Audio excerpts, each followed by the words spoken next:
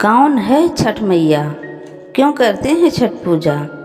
छठ व्रत की पौराणिक कथा एवं संपूर्ण पूजा विधि तो आइए जानते हैं इस कहानी के माध्यम से।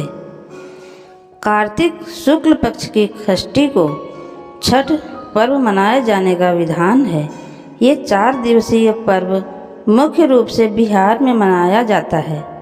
कार्तिक मास की अमावस्या को दीपावली मनाने के 6 दिन बाद कार्तिक शुक्ल पक्ष को मनाए जाने के कारण इसे छठ कहा जाता है। ये 4 दिनों का त्यौहार है और इनमें साफ सफाई का खास ध्यान रखा जाता है। इस त्यौहार में गलती की कोई जगह नहीं होती। इस व्रत को करने के नियम इतने ज़्यादा कठिन हैं, इस वजह से इसे महापर्व और महाव्रत के नाम से संबोधित किया जाता है। कौन है छठी मैया?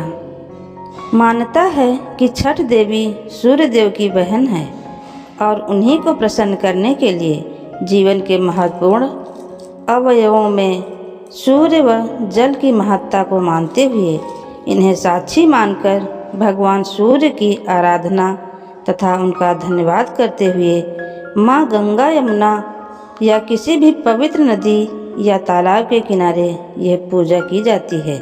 षष्ठी माँ यानी छठ माता बच्चों की रक्षा करने वाली देवी हैं। इस व्रत को रखने से संतान को लंबी आयु का वरदान मिलता है। मार्कंडेय पुराण में इस बात का उल्लेख मिलता है कि सृष्टि की अधिशास्त्री प्रकृति देवी ने अपने आप को 6 भागों में विभाजित किया है। इनके छठे अंश को सर्वश्रेष्ठ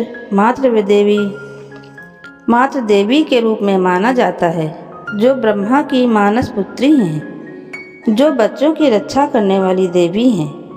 कार्तिक मास के शुक्ल पक्ष की षष्ठी को इन्हीं देवी की पूजा की जाती है। शिशु के जन्म के 6 दिनों बाद इन्हीं देवी की पूजा की जाती है। इनकी प्रार्थना से बच्चे को स्वास्थ्य, सफलता और दीर्घायु होने का आशीर्वाद मिलता है। पुराणों में इन्हीं देवी का नाम काल्यायनी बताया गया है, जिनकी नवरात्रि की षष्ठी तिथि को पूजा की जाती है। छठ पर्व का तीसरा दिन सबसे खास होता है, क्योंकि इस दिन महिलाएं 36 घंटों का निर्जला व्रत रखती हैं। संध्या में डूबते हुए सूर्य को अर्घ्य दिया जाता है, तो अगले दिन उगते सूर्य की पूजा होती है। छठ पर्व मुख्य रूप से बिहार, झारखंड और पूर्वी उत्तर प्रदेश में मनाया जाता है। इस पर्व को डाला छठ, सूर्य षष्ठी और छठ पूजा आदि नामों से भी जाना जाता है। इस त्यौहार में मुख्य रूप से भगवान सूर्य और छठी माता की पूजा होती है। छठ व्रत पूजा करने से पहले इसकी कथा जरूर पढ़नी चाहिए।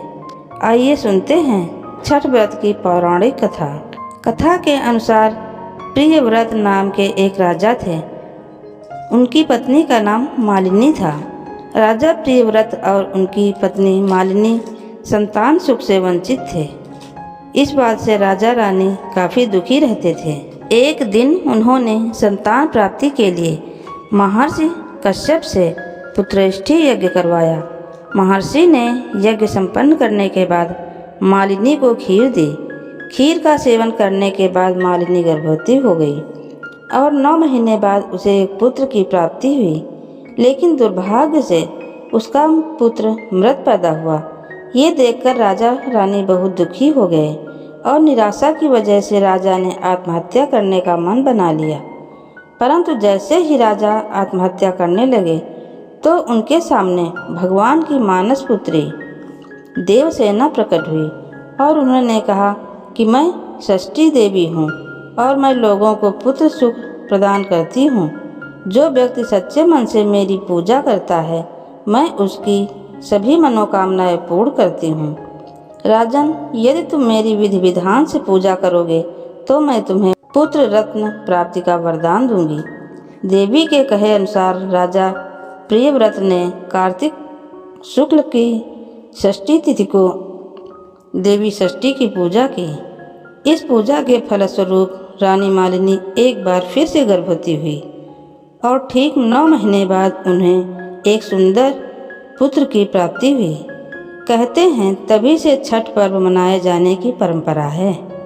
इस पर्व से जुड़ी एक और कथा है, जिसके अनुसार महाभारत काल में जब जुए में पांडव अपना सारा राजपाट हार गए थे, तब द्रौपदी ने छठ व्रत रखा था। द्रौपदी के व्रत से प्रसन्न होकर षष्ठी देवी ने पांडवों को उनका राजपाट वापस दिला दिया था। वही एक अन्य पौराणिक कथा के मुताबिक महाभारत काल में सूर्यपुत्र कर्ण ने सबसे पहले सूर्य देव की पूजा की थी और कहा जाता है कि घंटों पानी में खड़े होकर कर्ण सूर्य देव को अर्घ्य देते थे। सूर्य देव की कृपा से कर्ण एक महान योद्धा बना था। आज भी छठ में अर्घ्य दान की यही परंपरा चली आ रही है। छठ पूजा के लिए ज़रूरी हैं ये सामग्रियाँ। छठ पूजा के लिए कुछ सामग्रियों की विशेष आवश्यकता होती है। माना जाता है कि इस पूजन सामग्रियों के बिना छठ पर्व पूरा नहीं होता। छठ पूजा की पूजन सामग्रियों में बांस की टोकरी, सूप, नारियल, पत्ते, लगे गन्ने, अक्षत, सिंदूर, धूप, दीप, थाली, लोटा, नए वस्त्र, नारियल पानी भरा, अदरक का हरा पौधा, मौसम के अनुरूप फल, मिट्टी या पीतल का कलश, कुमकुम, पान तथा सुपारी। छठ पूजा की विधि। छठ पूजा के दिन सुबह ब्रह्मा मुहूर्त में उठें और स्नान आदि से निवृत्त होकर छठ व्रत का संकल्प लें। इस क्रम में सूर्य देव और छठी मैया का ध्यान करें। व्रती को छठ पूजा के दिन अन्न ग्रहण नहीं करना होता है। संभव हो तो निर्जला व्रत रखकर उसका विधिवत पालन करें। छठ के पहले दिन संध्याकालीन अर्घ्य होता है, जिसमें डूबते हुए सूर्य को अर्घ्य दिया जाता है। ऐसे में इस दिन सूर्यास्त से थोड़ा पहले छठ घाट पर पहुँचें और वहाँ स्नान करने के बाद अस्ताचलगामी सूर्य को पूरी निष्ठा के साथ अर्घ्य दें। इस दिन भगवान सूर्य को अर्घ्य देने के लिए बांस या पीतल की टोकरी या सूप का उपयोग किया जाता है। ऐसे में बांस या पीतल की टोकरी का इस्तेमाल करते हुए सूर्य देव को अर्घ्य दें। छठ पूजा में जिन टोकरियों का या सूपों का इस्तेमाल किया जाता है, उनमें फल फूल, गन्ने, पकवान इत्यादि समेत पूरी पूजन सामग्रियों को अच्छी प्रकार रखें। इसके साथ ही सूप या टोकरी पर सिंदूर लगाएं।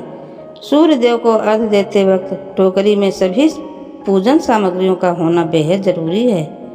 ऐसे में इस बात का विशेष ध्यान रखें। इसके साथ ही पूरे दिन और रात भर निर्जला व्रत रखकर अगले दिन सुबह उगते हुए सूर्य को अर्घ्य जल अर्पित करें। सूर्य देव को अर्घ्य निवेदित करने के साथ ही मन उनसे अपनी मनोकामना कहें। छठ पूजा के दौरान कब क्या करना है। 17 नवंबर 2023 को होगा नहाए खाए। छठ पूजा के पहले दिन नहाए खाए होता है। इस दिन व्रती स्नान एवं ध्यान करने के बाद कद्दू भात का सेवन करती हैं। छठ व्रती को नहाए खाए के दिन शुद्ध और सात्विक भोजन ग्रहण करना होता है। इसके साथ ही इस दिन जब छठ व्रती भोजन कर लेती है, तभी घर के अन्य सदस्य भोजन करते हैं। इस साल छठ पूजा का नहाए खाए 17 नवंबर को है। 18 नवंबर 2023 को है खरना। छठ पूजा के दूसरे दिन खरना कहते हैं। इस दिन व्रती महिलाएं स्नान के बाद चावल और गुड़ की खीर बनाकर खरना माता को अर्पित करती हैं।